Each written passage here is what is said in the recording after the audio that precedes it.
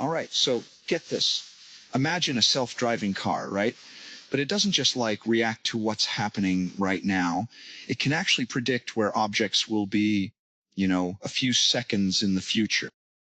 That's kind of what we're diving into today. Pretty wild stuff. It is. It's called 3D occupancy prediction, and it's giving a car almost like a sixth sense.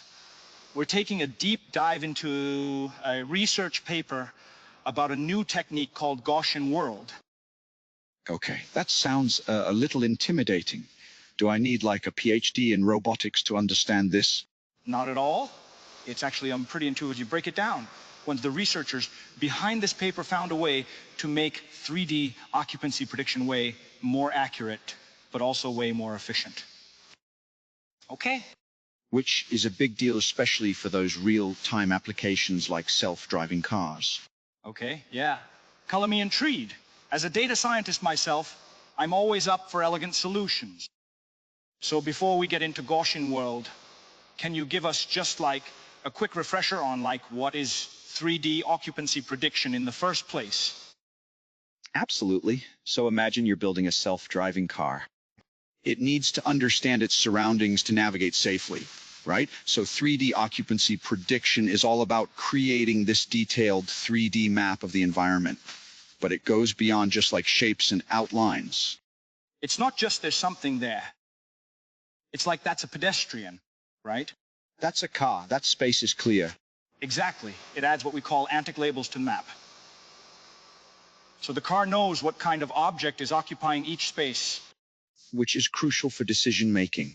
The car needs to know if it's safe to change lanes or if a pedestrian's about to cross the street. So why is this such a challenge? I mean, can't we just use cameras and sensors to see what's around the car? So that's part of it. But the real challenge is the world's constantly changing, right? A single snapshot, from a camera only gives you a limited understanding. Things are in motion and those movements aren't random.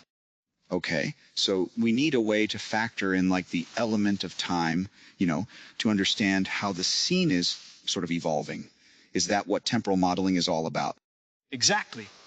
Temporal modeling is about predicting how the scene will change over time.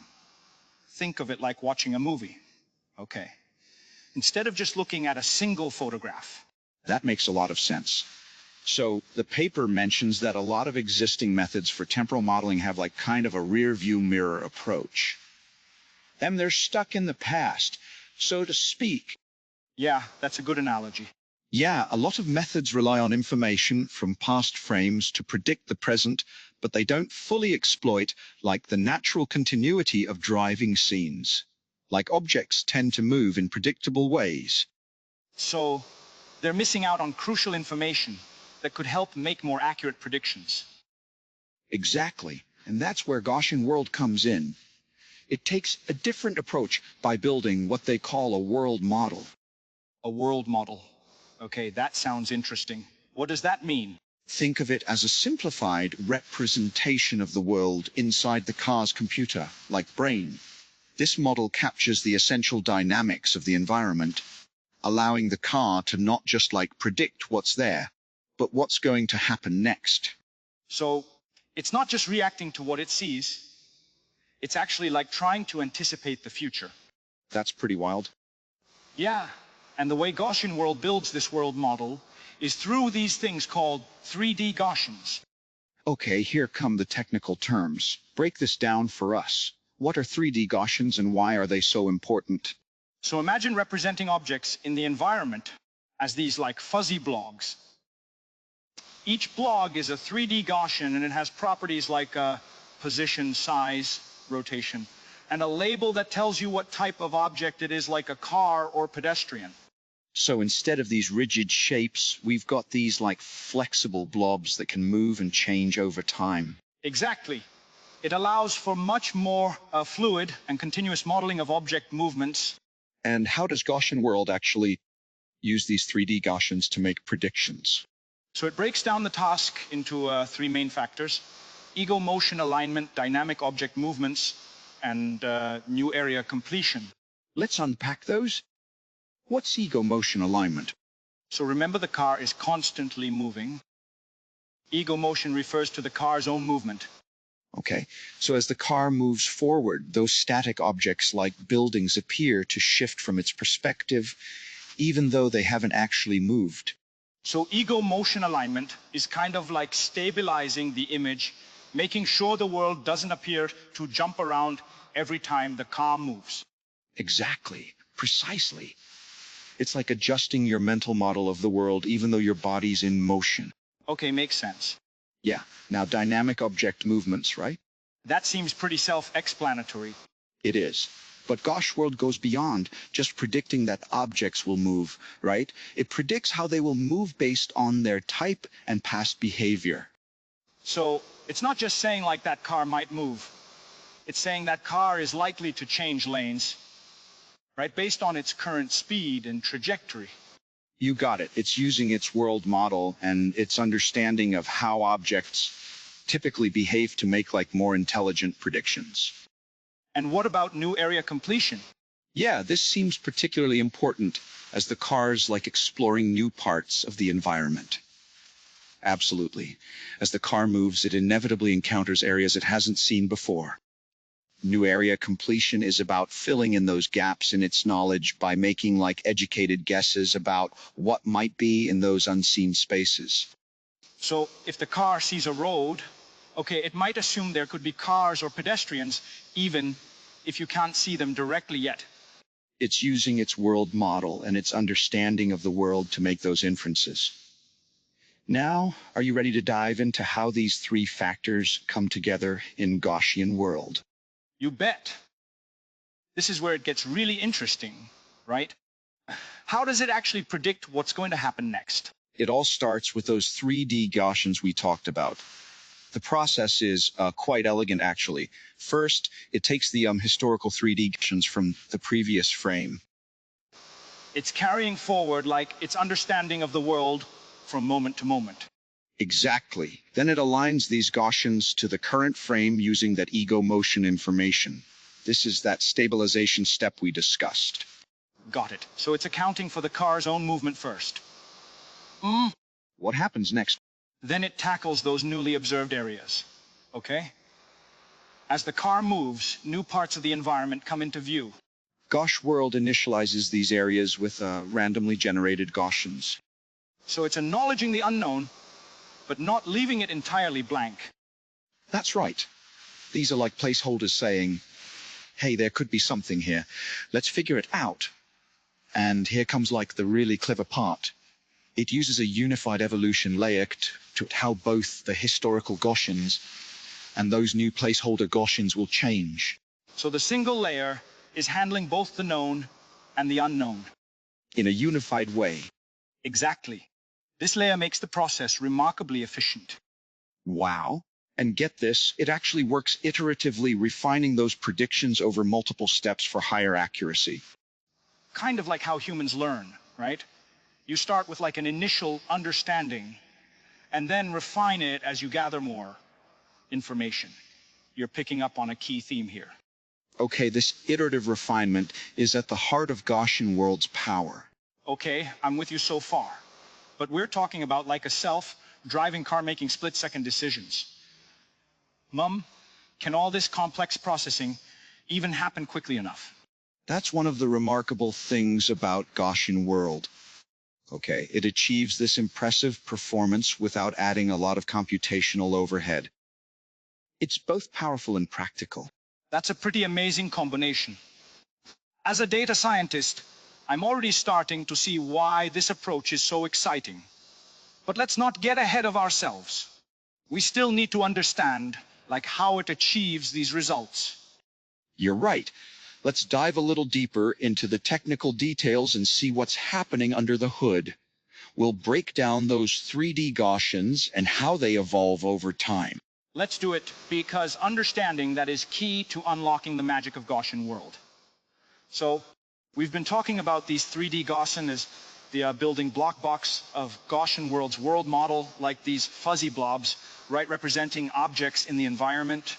But what exactly are they? Yeah, let's break it down. What makes a 3D Gauss? Well, a 3D Gaussian, like what information do they contain? So each 3D Gaussian is defined by a set of parameters. These parameters are what give the Gaussian its unique shape, its position, and its meaning, like in the context of the car surroundings. So what are those parameters? And how do they relate to the real world? It's actually pretty intuitive. First, you have the position of the Gaussian, which is simply where it's located in 3D space, right? So that tells us where the object is. Exactly. Think of it as like the center of that fuzzy blob. Next, you have the scale, which determines the size of the blob. A large-scale Gaussian might represent something big, like a truck, while a smaller one could be a pedestrian. So we're building like a 3D map in the car's mind. So we need to know how much space each object is taking up. Exactly. Then we have rotation, which tells you how the Gaussian is oriented in space. Is it upright? Is it tilted, lying on its side? This is important for capturing like the pose of objects, especially if they're moving. Okay. So position, scale, rotation, that gives us the shape and the location. What about the meaning of the object? Right? How does a car know if it's looking at like a car versus a tree? That's where what they call the semantic probability comes in. It's a vector of probabilities with each element representing the likelihood that the Gaussian belongs to a particular class. So if the Gaussian has like a high probability for the car class, the car can be pretty confident that it's actually looking at a car. Precisely. It's like adding labels to our fuzzy blobs, giving them context and meaning. And here's where it gets like really interesting. GaussianWorld introduces an additional parameter, a temporal feature. All right. That sounds like we're getting into like the time traveling aspect of this whole thing. What does this temporal feature do? So this temporal feature is all about capturing the history of the Gaussian. Okay, it encodes information about how the Gaussian has moved and changed over previous frames, giving us like a sense of its behavior over time. So it's not just like a static snapshot. It's like a dynamic representation that carries forward like its past experience. This must be crucial for like making accurate predictions. It is this historical information is what allows the model to like learn those patterns of motion that we talked about earlier. It's like saying, okay, this object has been moving in this direction at this speed, so it's likely to continue doing so. Okay, that's pretty neat. It's like giving the car a memory of like the recent past, which helps it anticipate the near future. Okay, so we've got these 3D Gaussians with all these parameters, right? But the paper mentions something called an alignment module. What does that play? So the alignment module is crucial for handling the car's own movement. That ego motion we talked about. Remember, as the car moves, its perspective changes, right? And the perceived positions of all the Gaussian in its model need to be adjusted accordingly. Right. If the car doesn't account for its own motion, it would feel like the world's jumping around with every like little movement car. Exactly. Exactly. The alignment module prevents that by applying a global transformation to all the Gaussians based on the car's movement between frames. It's like shifting the entire coordinate system of the model to match the car's new position, ensuring those static objects remain in their correct positions. So it's kind of like recalibrating the map after each like tiny movement. Exactly. That must require some pretty precise calculations. It does, but luckily the car sensors provide all the data needed to calculate that transformation accurately. Now, we've talked about the 3D Gaussian representing objects, and we've touched on how the car keeps them aligned with the real world, but things are constantly changing out there. Objects move, new areas come into view. How does Gaussian World handle all that? That's a good point. This whole model seems like pretty intricate. How does it adapt to a dynamic environment? That's where two key components come in, the motion layer and the perception layer. So the motion layer is responsible for predicting how the dynamic Gaussian, the ones representing moving objects, right, will change their positions. So it's using like those temporal features, the history of each object's movements, to anticipate their future trajectories. Exactly. The motion layer is all about learning those patterns of movement that are typical for different object types. For example, it might learn that pedestrians tend to move in straight lines across crosswalks, while cars are more likely to follow the flow of traffic. That makes sense. It's like the car is building like a probabilistic model of how different objects tend to behave in the world. But what about those moments when the car encounters something new, right? Something it hasn't seen before, right? That's where the perception layer comes in. You got it. The perception layer is all about handling those newly observed areas that come into view as the car moves through the environment. So what happens when the car sees like a section of road for the first time? Does it just leave that area blank in its mental map? Not at all. The model starts by filling those areas with randomly initialized Gaussians. Think of these as placeholders, hypotheses about what might be in those unseen spaces. It's like the car is saying, I don't know what's there yet. Yeah. But I'm going to make some educated guesses based on what I already know about the world. That's a great way to put it. Okay. Then the perception layer uses information from the car's sensors, primarily its cameras, to refine those placeholder Gaussian. So it's using like real-time sensory data to adjust its initial guesses, gradually filling in the blanks in its map. Exactly. It's a process of continuous refinement, right? Of integrating new information into the model, okay? To create a more complete and accurate representation of the world. This whole system is starting to sound pretty amazing. Yeah. But I'm still curious about like how the motion layer and the perception layer actually work together, right? They seem to be tackling quite different aspects of the problem. You're right. But here's where Gaussian World's elegance really shines, okay? It combines the motion layer and the perception layer into a single unified structure called the unified evolution layer. A unified evolution layer. So instead of treating motion and perception as like separate processes, it's handling them together in a streamlined way. That's exactly the idea. And this unified layer operates iteratively, meaning it refines the predictions over multiple steps, constantly improving its accuracy.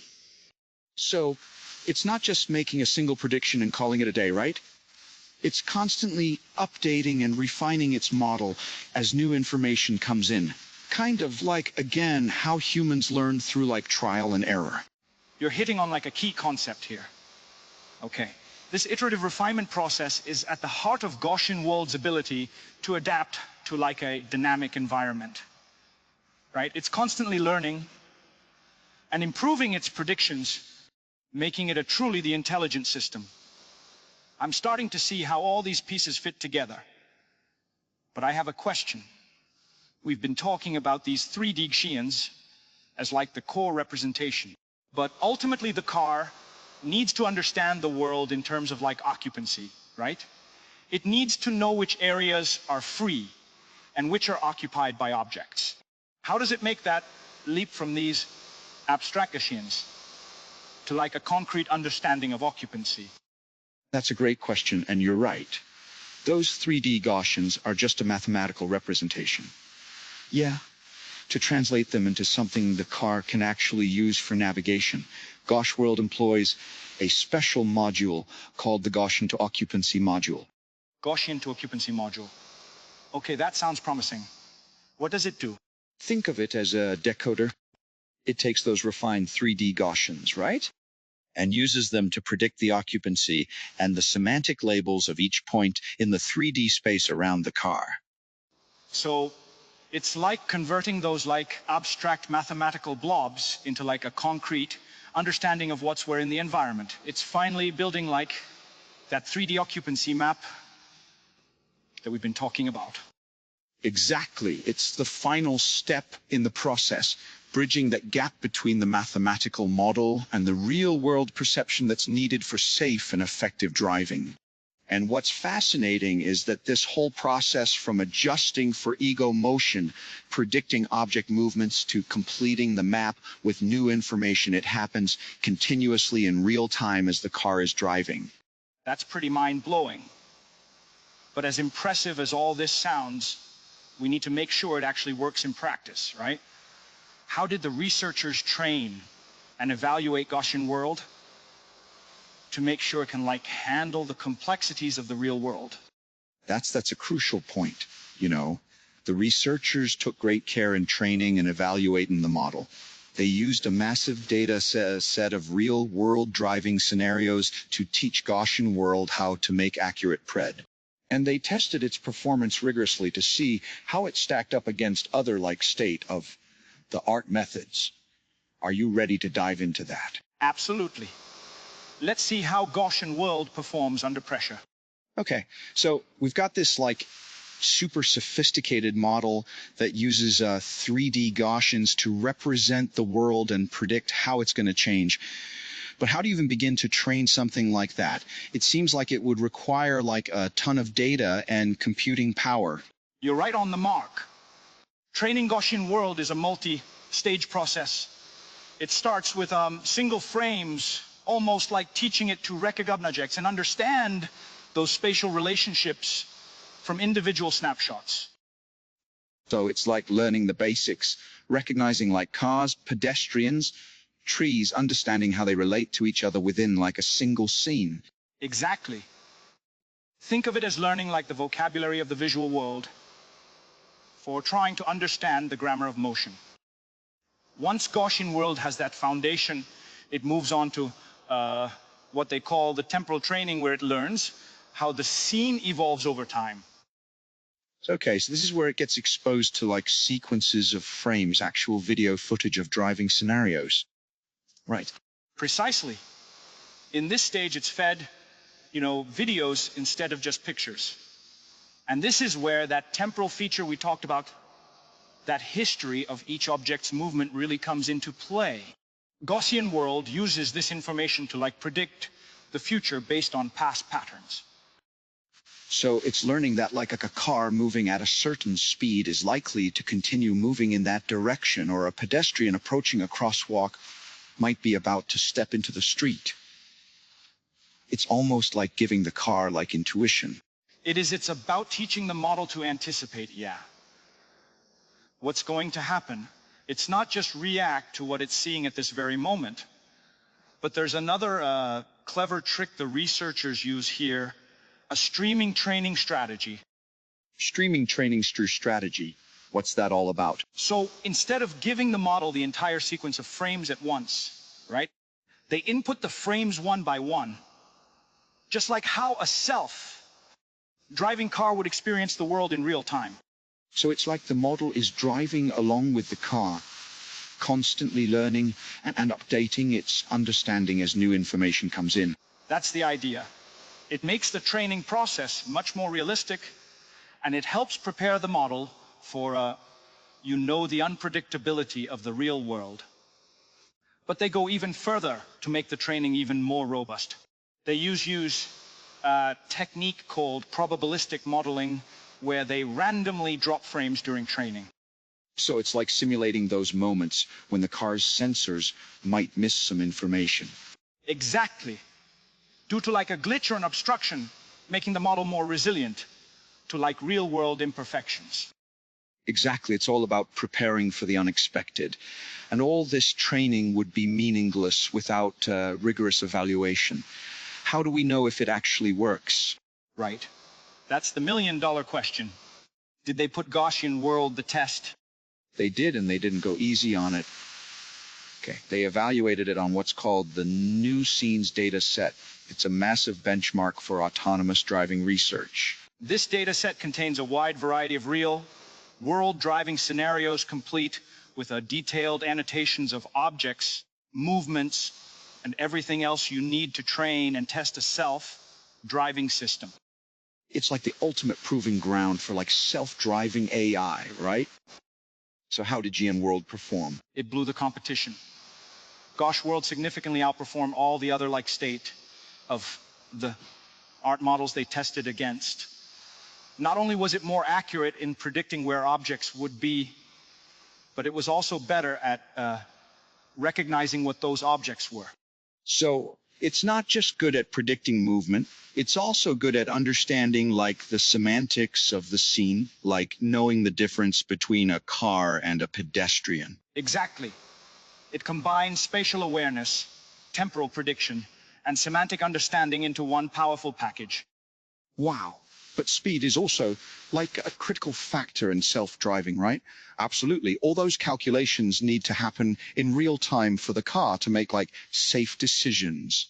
Real time, right? If the car takes too long to process the information, it could be too late to react to like a sudden change in the environment. Yeah? Did the researchers measure like how efficient Gaussian World is? They did, and the results are impressive. GaussianWorld achieved this superior performance without sacrificing speed. It was actually even faster than some of the other models, making it a very compelling solution for those real-time applications like self-driving. So it's a win-win. More accurate and faster. That's what I call a breakthrough.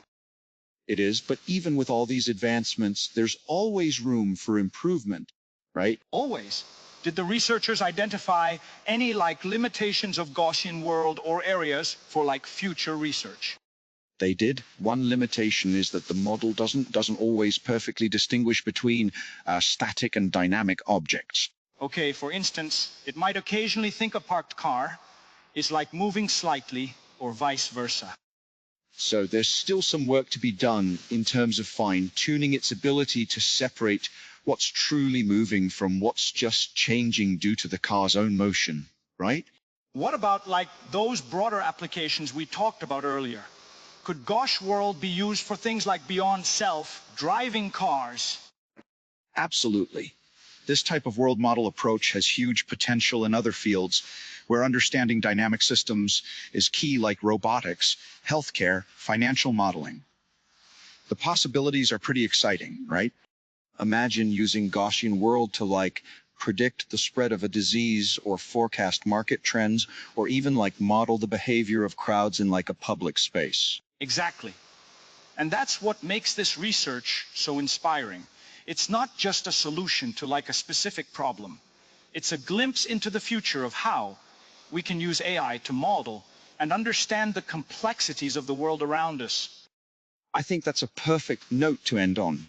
We've covered a lot of ground today, from the basics of 3D occupancy prediction to the elegant way Gaussian World tackles this challenge using 3D Gaussians, those temporal features, and that brilliant idea of a unified evolution layer that combines motion and perception. It's been a fascinating deep dive. It has. And for our listener out there, the data scientist who's always eager to learn about the latest breakthroughs in AI, I think the takeaway is clear. Keep your eye on these world model approaches like Gaussian World. They have the potential to revolutionize the way we solve problems and interact with the world. Couldn't agree more. Until next time, keep exploring, keep learning, and who knows, maybe you'll be the one to unlock the next game, changing AI innovation.